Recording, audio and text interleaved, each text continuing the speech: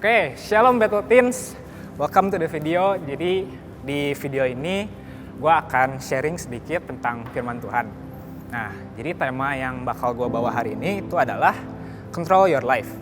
Nah, seringkali itu kita pernah nyadar nggak sih, kita tuh sebenarnya sedang lagi main game.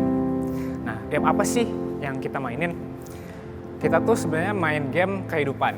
Jadi di game itu kan semua keputusan yang kita ambil itu bakal efek ke ending kita. Nah, sama halnya seperti kita main game Mole atau PUBG, kita tuh dari setiap keputusan yang kita ambil dari game itu, kita tuh bakal mendapatkan results yang beda. Nah, sama halnya seperti hidup kita.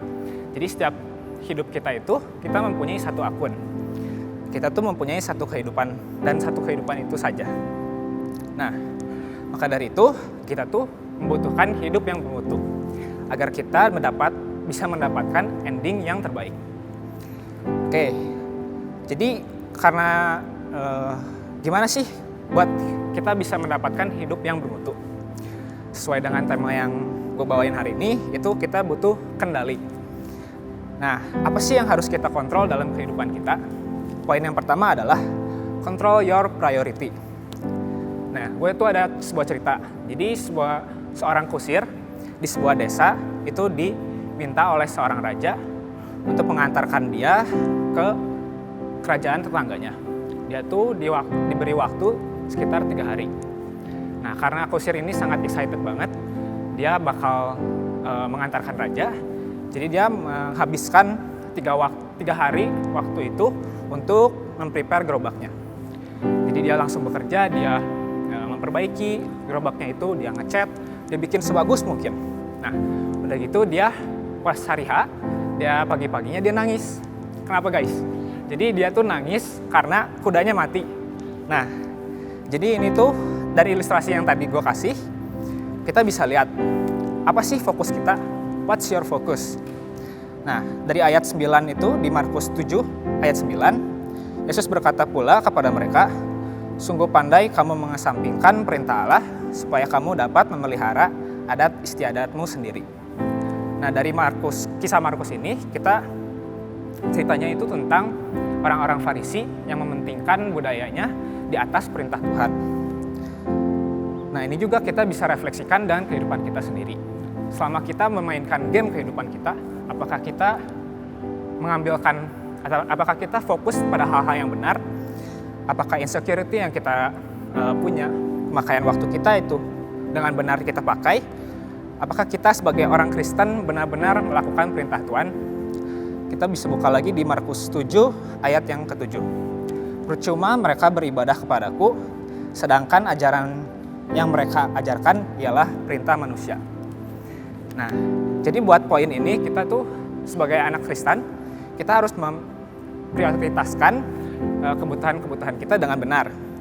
Sebagai anak Kristen, kita harus memberitakan firman Tuhan dan mengembangkan diri kita dan potensi diri kita sendiri. Yang poin kedua adalah control yourself.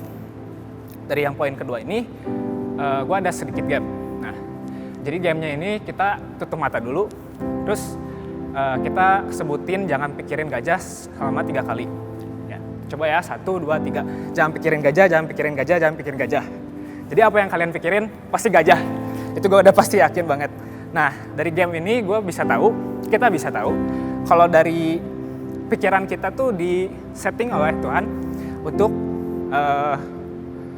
susah melarang pikiran kita. Jadi kita tuh bisa membatasi diri kita, tapi dengan kemampuan kita tuh kita terbatas. Maka dari itu kita tuh harus menjaga hati dan pikiran kita. Bisa dibuka lagi di Markus 7 ayat 20-22. Gue bacain, katanya lagi, apa yang keluar dari seseorang, itulah yang menajiskannya. Sebab dari hati orang timbul segala pikiran jahat, percabulan, pencurian, pembunuhan, perzinahan, keserakahan, kejahatan, kelicikan, hawa nafsu, iri hati, hujat, kesombongan, dan kekebalan. Banyak guys. Nah, jadi dari dalam diri kita tuh banyak hal-hal yang jahat yang gue sebutin tadi. Maka dari itu penting banget buat kita bisa menjaga hati dan pikiran kita. Nah, buat yang poin kedua ini, gimana sih caranya biar kita bisa ngejaga hati dan pikiran kita dengan benar. Gampang sih guys. Jadi karena dari ilustrasi tadi kita bisa lihat kalau kita di lingkungan kita kelilingi dengan hal-hal yang positif, maka kehidupan kita juga akan merefleksikan hal itu. Nah, jadi kita harus banyak membaca firman agar pikiran kita bisa penuh akan firman itu.